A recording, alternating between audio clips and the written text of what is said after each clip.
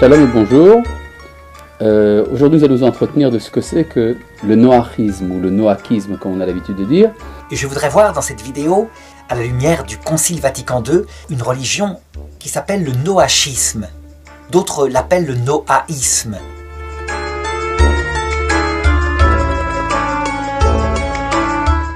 La Torah a un projet parallèle qui est celui qu'on appelle la religion, si vous voulez, ou la spiritualité des fils de Noé.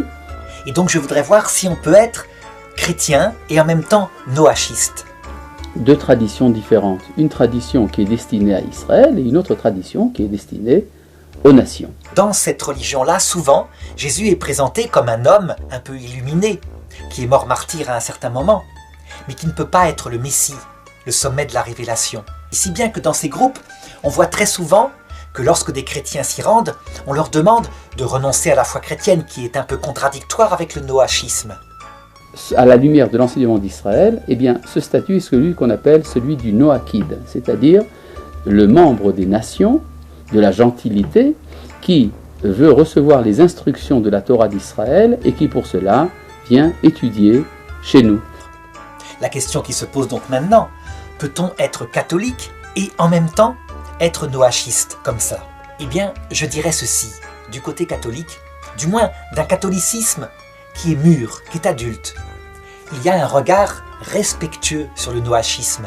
Donc, du côté chrétien, aucun rejet de cette religion, aucun. Au contraire, une admiration parce que, comme dit Vatican II, il y a en elle des semences, des préparations de la vérité. De même, on peut aller dans toutes les autres religions et voir avec admiration les semences de vérité que Dieu y a mis véritablement. Une des missions du peuple d'Israël est aujourd'hui de communiquer à l'ensemble de l'humanité le message particulier de la Torah d'Abraham et la Torah de Moïse.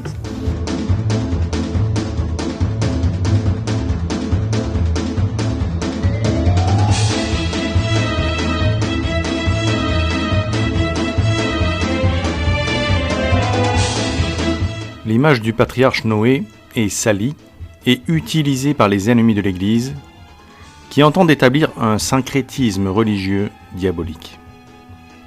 L'antériorité de la religion que pratiquait Noé, et dont ils ignorent tout évidemment, porte pour eux un fort potentiel fédérateur d'œcuménisme interreligieux sur lequel ils entendent construire leur escroquerie.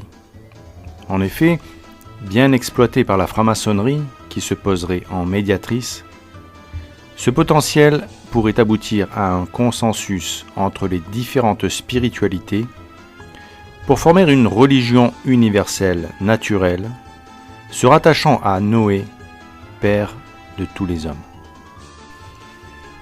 Les propos du grand maître Pierre Simon, qui déclara par exemple en juin 1971, après avoir rencontré Monseigneur Pezzeril, l'émissaire du pape Montini, dans une de ces rencontres surréalistes entre les émissaires de la franc-maçonnerie et la contre-église post-Vatican II, censée rapprocher ces deux entités, le prouve. Il déclarait alors « L'alliance noachite, en effet, à laquelle les francs-maçons réguliers veulent se référer, est vraiment universelle. Ayant le privilège de l'ancienneté, elle ne contredit aucune autre alliance, que ce soit celle d'Abraham, de Moïse, de Jésus ou de Mahomet.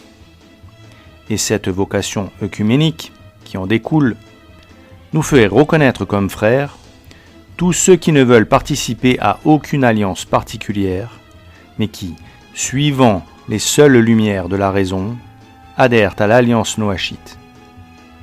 Car ils peuvent se placer dans cette alliance en suivant ce qu'Anderson appelait la loi morale, loi naturelle et raisonnable. Entendre ce grand maître manier les mots alliance, loi morale, constater qu'il les mixe pour chercher à en extraire une nouvelle alliance qui s'établirait sur les ruines de la nouvelle alliance et qui ressemble à s'y méprendre à l'œcuménisme interreligieux que prêche la contre-église post-Vatican II au nom de la paix, n'est pas dû au hasard. Le discours du grand maître Simon s'adressant à Monseigneur Pétzéril, après une rencontre annonçant la volonté de rapprochement de la contre-église post-Vatican II avec la franc-maçonnerie, montre à quel point cette fausse église était déjà éloignée de l'église du Christ. En effet, dans cet exposé, tout en faisant part de sa satisfaction de voir l'église s'engager vers le noachisme par l'œcuménisme interreligieux, le grand maître réaffirma les positions de la franc-maçonnerie qui, depuis sa création, demeurait inchangée. Ce monument de duplicité et de fourberie commence ainsi. Votre conférence, Monseigneur, comme les réponses que vous avez bien voulu donner aux questions posées par mes frères, m'incite à rappeler l'article 1er des Constitutions du pasteur Anderson, Constitution faisant autorité dans toutes les obédiences maçonniques régulières du monde.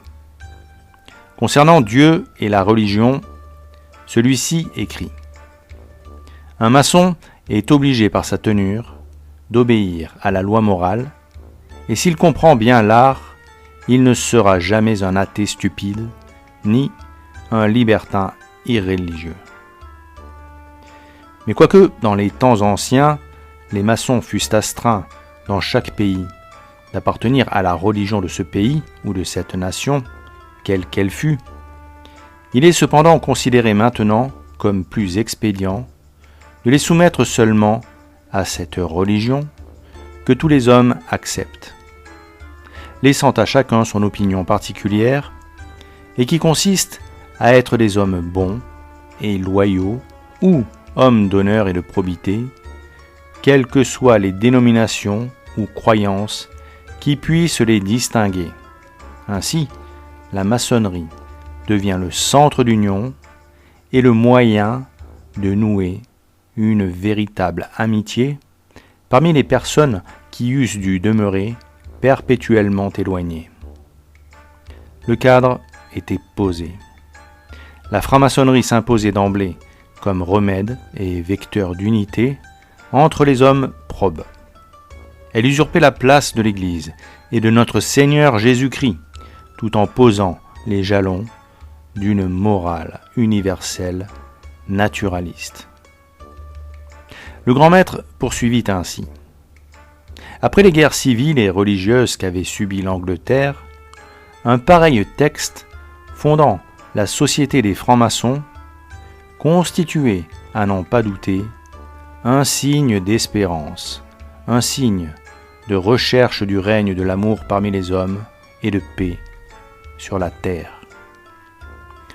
La recherche du règne de l'amour parmi les hommes et de la paix sur la terre. On croirait entendre le credo d'un moderniste. Cela nous aide à comprendre que la source qui les inspire est la même que celle qui inspire les francs-maçons. En toile de fond, il y a toujours ce naturalisme qui évince Dieu des préoccupations humaines. Pire, le franc-maçon parle de guerre religieuse, diffusant confusément l'idée, d'abord, que les religions se valent, et ensuite qu'elles s'affrontent pour s'imposer, insinuant ainsi un côté absurde en elles, se traduisant par des certitudes religieuses et des dogmes. Il en conclut, sans en avoir l'air, que finalement, ces institutions n'apporteraient que du malheur aux hommes, tandis que la franc-maçonnerie constituerait la voie de l'espérance. Elle serait capable, par sa sagesse et sa prise de hauteur, d'apporter sur terre la paix et l'amour entre les hommes. L'homme ne doit plus s'interroger sur les raisons de ses souffrances ici-bas, ni s'en inquiéter. La franc-maçonnerie, prétendant pouvoir transformer le monde et apporter le bonheur aux hommes. Ainsi, la notion d'au-delà est gommée par la secte. Pour reprendre les mots de Monseigneur de Lassus, c'est bien cela, la mystérieuse opération que les alchimistes maçons veulent faire subir au genre humain.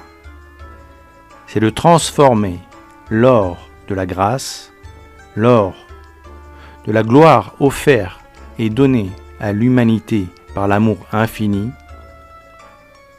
en ce que l'on peut bien appeler le plomb vil du naturalisme. Le naturalisme peut se résumer à un souhait, d'exister par sa propre nature, sans Dieu, pour être comme Dieu. Alors que la religion, la vraie religion, l'unique religion, la religion catholique, peut se résumer à une recherche de la volonté de Dieu pour s'y plier.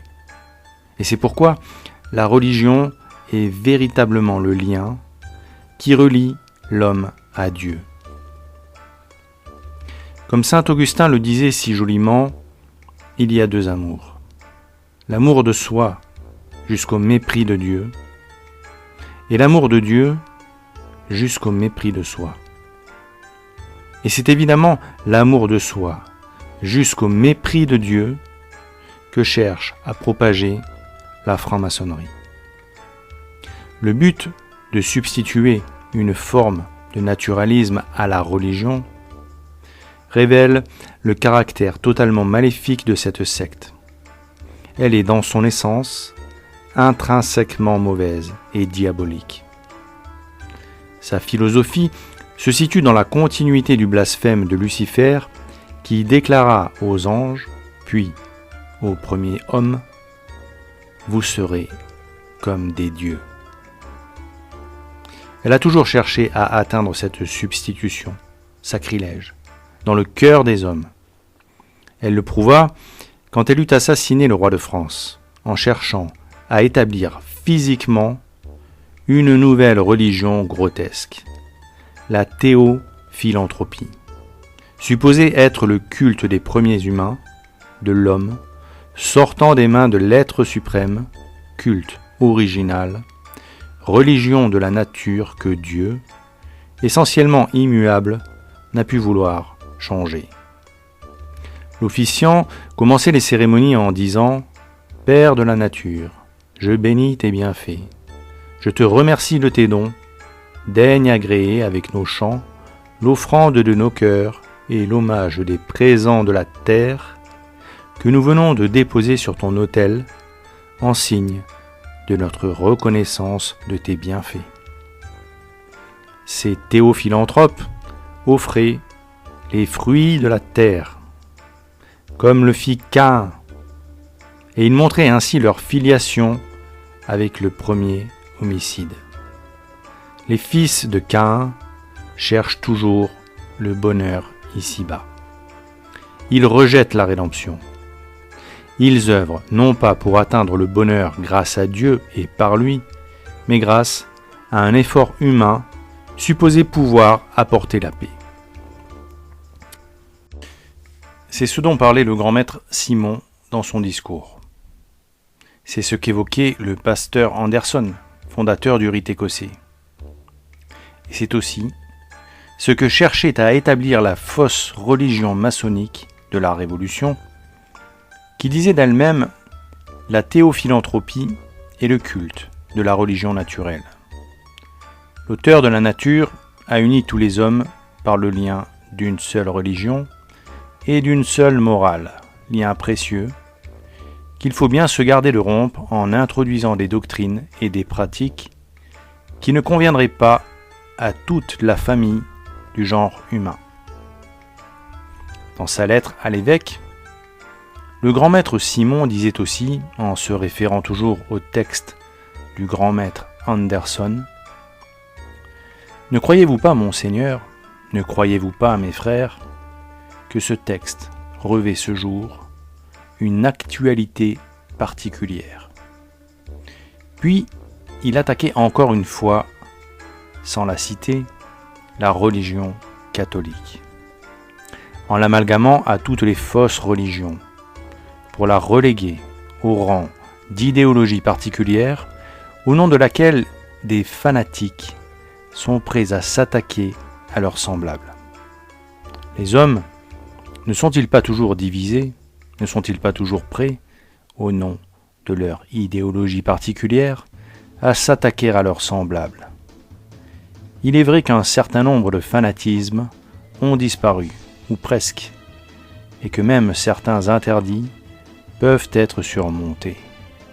Puis, il affirmait péremptoirement, comme une évidence, que certains interdits pouvaient être surmontés, et il s'en réjouissait en précisant « Votre présence parmi nous ce soir, le cadre dans lequel nous avons voulu vous recevoir, le nombre de frères présents, leurs questions enfin, tout cela constitue autant de signes de réconfort pour l'avenir de l'humanité et de promesses pour qu'un dialogue sérieux puisse, sans compromission, s'établir entre ces deux puissances spirituelles que sont l'Église catholique romaine et par la Grande Loge de France, l'ordre maçonnique.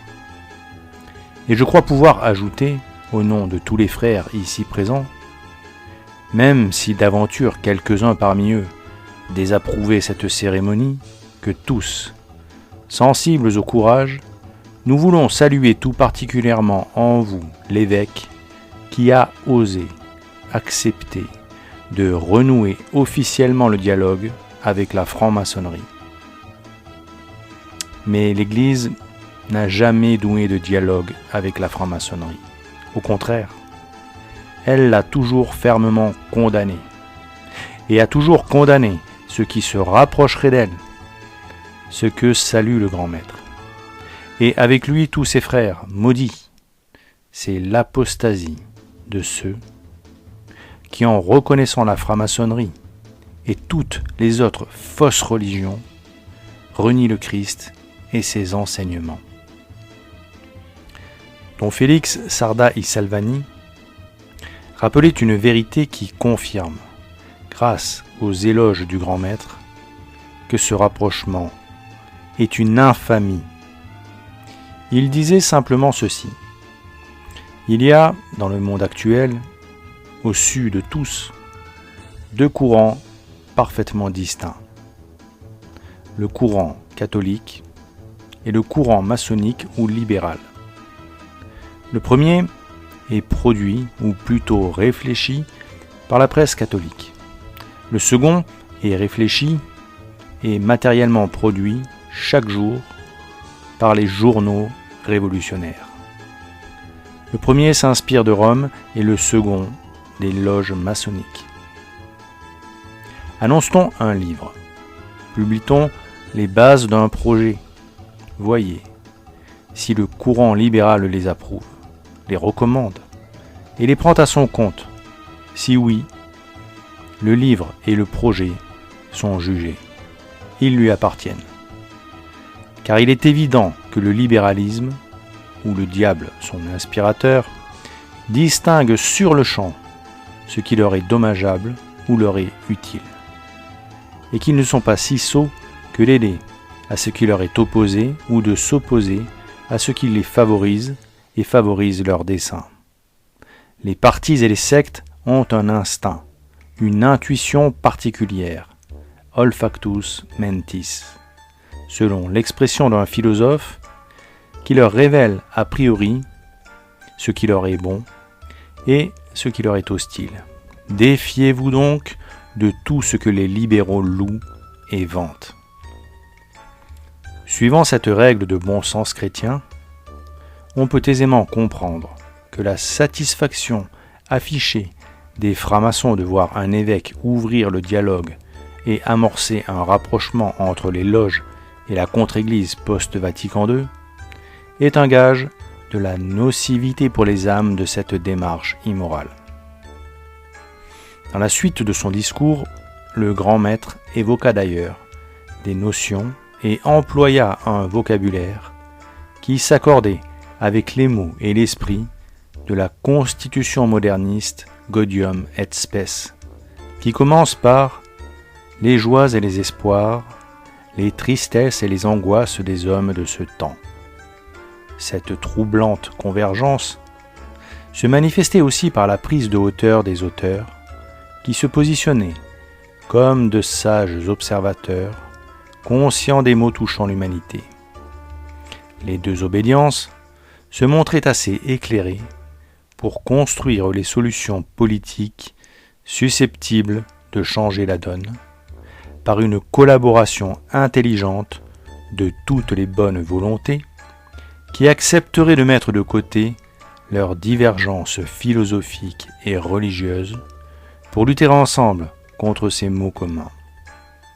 Dieu n'entrait cependant pas dans l'équation et l'union sacrée de l'humanité devait prendre corps sans son aide, sous prétexte que les hommes ayant tous une conception différente de la religion, en l'état actuel des choses, elle demeurait plus un vecteur de division et une cause de problème qu'un dénominateur commun pouvant apporter la paix et l'unité. L'œcuménisme interreligieux d'un côté, et de l'autre son pendant, la religion noachide, exprime les mêmes espérances. Pourquoi ? Si ce n'est parce que l'inspirateur de ces deux textes est le même esprit, celui qui préside à l'idolâtrie, Belzébuth. Le grand maître Simon évoqua donc ses craintes pour le futur de l'humanité sur lesquelles pesaient de si grandes menaces qu'elles justifieraient l'ouverture du Vatican sur le monde. Cependant, ces signes d'espoir et ces promesses dont je parlais il y a un instant ne doivent pas nous faire oublier les menaces qui pèsent sur notre monde et sur l'homme en particulier. Mais quelles étaient ces menaces, si terribles, qu'elles appelaient les chrétiens à s'allier avec les soldats de la compagnie de Satan pour les surmonter? Des menaces purement matérielles, des menaces terrestres et naturelles, dans le sens où elles n'étaient que des conséquences des actes de l'homme, qui laissait sa nature corrompue par le péché dominer sa volonté. Or, ces menaces ne pouvaient être combattues que par l'action du Sauveur, qui nous offre la rédemption par sa passion, et qui doit être au centre de la société comme Christ roi, faute de quoi tout effort humain pour instaurer la paix est une chimère vouée à l'échec, puisqu'elle sera construite sur du sable. Mais ce n'était pas du tout ce que cherchait le grand maître, ni d'ailleurs le Vatican apostat. Le grand maître continua son discours, et comme son père, ce furent toujours des mensonges qu'il vomit. Et ici, entendons-nous bien, il ne s'agit pas de faire l'union sacrée de la peur devant telle ou telle menace. Il s'agit simplement d'être logique et de faire en sorte que deux puissances spirituelles qui ont en commun le trésor de la pensée judéo-chrétienne puissent aujourd'hui actualiser cette pensée pour un monde qui en a tant besoin.